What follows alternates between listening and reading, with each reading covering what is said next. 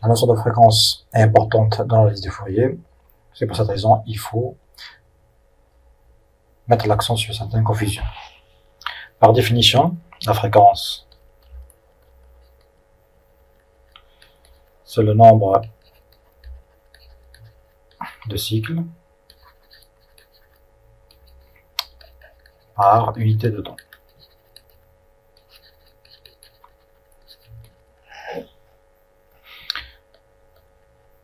Donc c'est le nombre de cycles par unité de temps, c'est-à-dire chaque seconde. Dans cet exemple, on a un signal sinus de pi f0t. Ici, par exemple, on a un cycle par chaque seconde, ce qui donne une fréquence f0 égale à 1 Hz. Et par contre, ici, on a deux cycles par chaque seconde, ce qui donne une fréquence f0 égale 2 Hz. Donc, par définition, la fréquence qu'on a nommée physique, c'est-à-dire qu'il y a un sens bien précis qui est le nombre de cycles par seconde, pardon, est une grandeur positive par définition.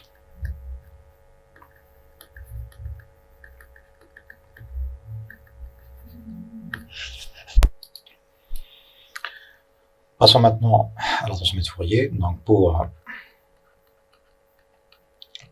un signal x de t appartenant à l'espace des signaux à énergie finie, on peut définir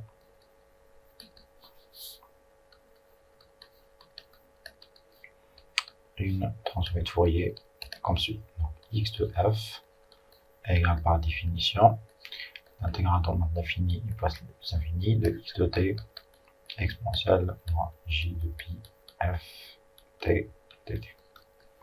Sachant que f est une grandeur appartenant à un ensemble de réels.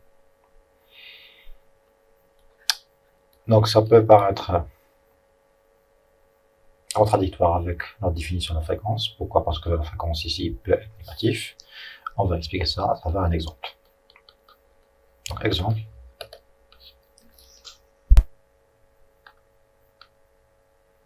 Si on prend l'exemple du signal x de t égale cosinus de pi f0 de t, on peut écrire ce signal à l'aide de l'expression de l'air, donc c'est 1 demi exponentielle j de pi f0t plus exponentielle moins j de pi f0 de t. On peut réarranger ça, donc c'est 1 demi exponentielle j de pi f0t plus exponentielle j de pi moins f0 de t. La transformation de Fourier associée x de f n'est que deux équations directes décalées. La première autour de la fréquence f0, donc c'est f moins 0. La seconde autour de moins f0, donc c'est delta de f plus f0. Donc si on trace le spectre associé à ce signal, il va être avec une symétrie hermitienne, deux équations directes symétriques par rapport à l'axe des opposés, et l'amplitude égale à 1 demi.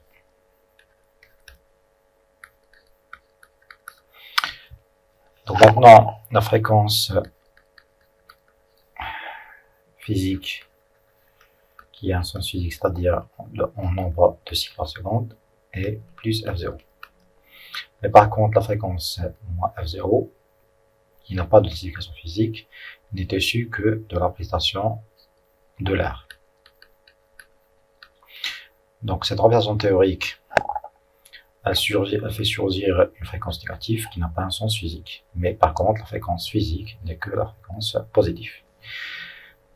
Pour les signaux réels, la partie négative n'a pas assez d'importance. Pourquoi? Parce qu'elle n'est que la symétrique de la partie positive. Donc les équipements de mesure n'affichent que la partie positive du spectre.